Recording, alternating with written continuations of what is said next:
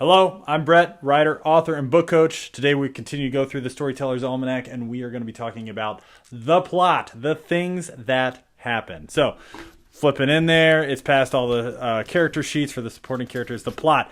The plot isn't just the things that happen, it's why it happens, it's the causality, and everything that happens in your story needs to be at the service of the protagonist's journey, specifically as it relates to the story core. Every conflict, every decision point, anything that happens needs to be directly related to the story core and force the main character to live out that moral, to confront the lie that they believe and learn and grow. So everything that happens in the plot, all of it needs to be connected. It can't just be oh, this is a fun random scene to have in here. It needs to have purpose. It needs to connect back to the story core. First of all, to kind of dig into what is it even about? At this point we should have a decent idea of what's going to happen. We are likely going to be jumping around a little bit. Again, the writing process, the ideation process doesn't happen. It's not perfectly linear. It happens in scattered bursts here and there. So you're likely jumping around in this book, in the Storyteller's Almanac, filling in ideas, all that kind of stuff, which is great. That's exactly, or at least that's how it works with me. I jump all over the place. But specifically when it comes to the plot, the things that happen, we need to be answering some of those basic questions of, what is this about in one sentence? That might be a question that you answer actually at the end. Sometimes it takes an entire draft to figure out what the heck this story is even about. What is happening here? What makes this premise unique? That kind of draws on your inspirations. What kind of sets this apart? Why is it not just a retelling of a story that's already happened? One of my favorites was, I don't necessarily know if I remember the exact story about it, but essentially the pitch, what makes the premise unique was they pitched it as it's the movie Top Gun, but with dragons. And I was oh, that's beautiful. Simple, easy, great pitch, but really makes it a unique premise kind of thing. The central dramatic situation, again, that is, if we think about the way back to us, that's Davin struggling with this trauma, with the mantle of leadership, with trying to do everything on his own. So we need to give him lots of struggles where he is potentially on his own or not on his own and chooses to do it all on his own, even though there might be people there to help him. Some of the plot basics of who wants what. This is the main character trying to achieve something. They need to have that goal. This is very important. This is something that I learned that was very important. At all times, a reader should know the goals, the stakes, and the urgency of the main character, of the plot, of whatever's happening. They should understand the goal. They should understand the stakes. They should understand why it needs to happen now. For the way back to us, and I keep using it because it's a simple example, the whole core premise, central premise, is it's a group of survivors of a skyship crash just trying to make it home. They're just trying to get home. The goal is simple. We want to go home. The path to get there, not simple. The stakes of we don't want to die in a jungle. That's the whole stake. We want to survive. We want to get home. We have loved ones. We have family to get back to. Those are our stakes. The urgency is we're running out of water. There are predators out here. There are pirates hunting us. We give them these threats that kind of drive that urgency a little bit. Who wants what? The main character, Davin. I want to go home. He wants to go home.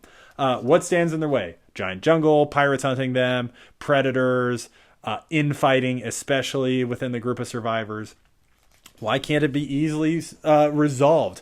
This is a very critical question. This is, where we're going to resolve a lot of plot holes and inconsistencies and stuff before it even starts. Why can't it be easily resolved? We need to have answers to that, whatever it is. We go through the stakes, what happens if the protagonist fails, personal and relational stakes, societal and world stakes, moral stakes. There's so many stories we have to save the world or everyone will die. Boring. We need to make sure that the stakes are interesting, that they are personally connected to that person, to the main character, to the story core, in order to make it emotionally resonant with everything that's going on. Some of the theme basics, again, this ties back to your to your story core. You know, what idea or question is the story exploring? For me, that was like toxic masculinity and this idea that you have to do it alone. You have to suffer alone. You have to figure it all out on your own. What belief will be tested? Do I have to do it all on my own? Or can I be vulnerable and let other people in? What truth will the protagonist discover or reject? That's kind of your story core. Like, hey, friendships actually help us carry the trauma that we endure. And then here I have this like super nice laid out. This is your plot like graph, and it shows you exactly, that it has the stakes and tension on one side. It's got the different acts, and should really show you that like the stakes should increase as the story goes on. And then you have like the climax and like the emotional closure and everything. The 5-point story arc, this really helps me when I'm writing, specifically with like chapters. You know, this is like, like if you are struggling with plot holes, or if you are struggling with writer's block or things like that, the 5-point action arc really helps you get through that and kind of gives you structure as you're writing.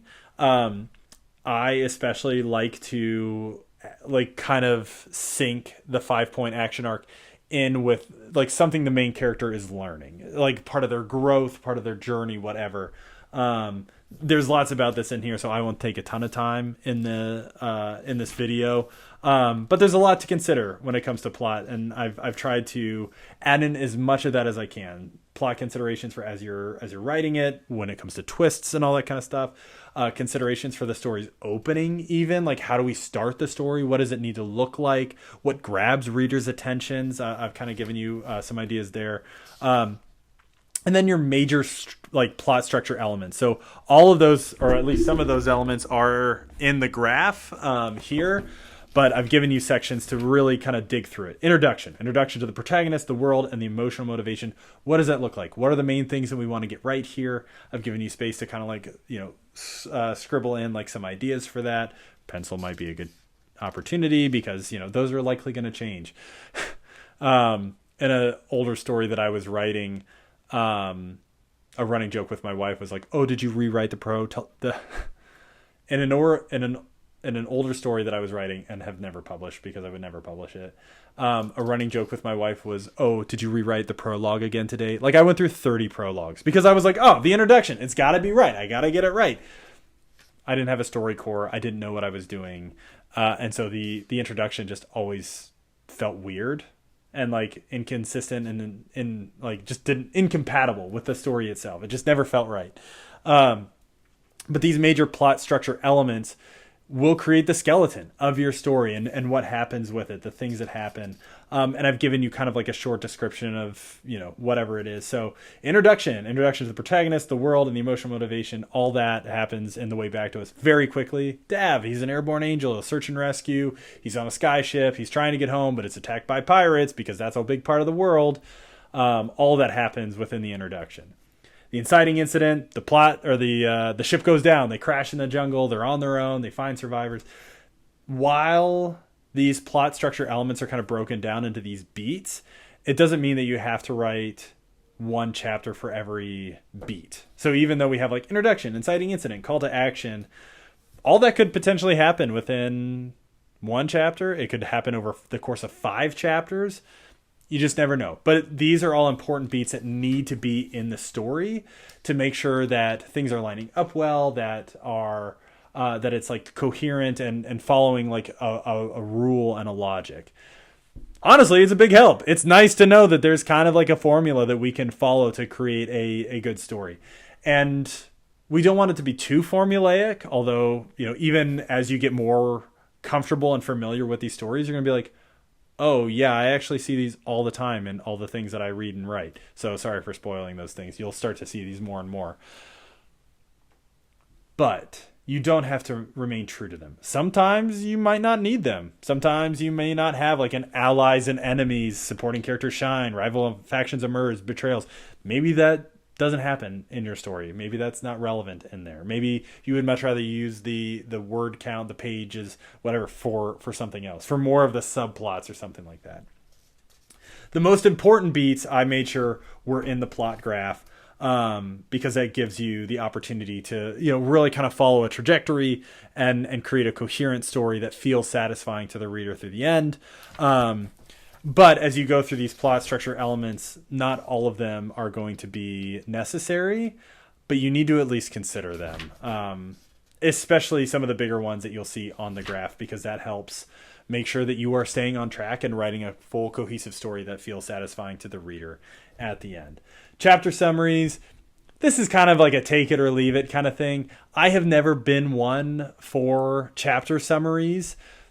One of my writing partners lives and dies by them.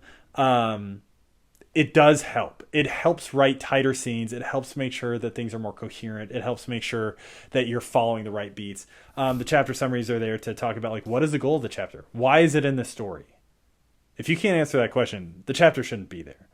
How are the supporting characters how is this chapter especially supporting like the character growth and journey? Is it? Because if it's not, then it doesn't belong in the story. We don't want fluff.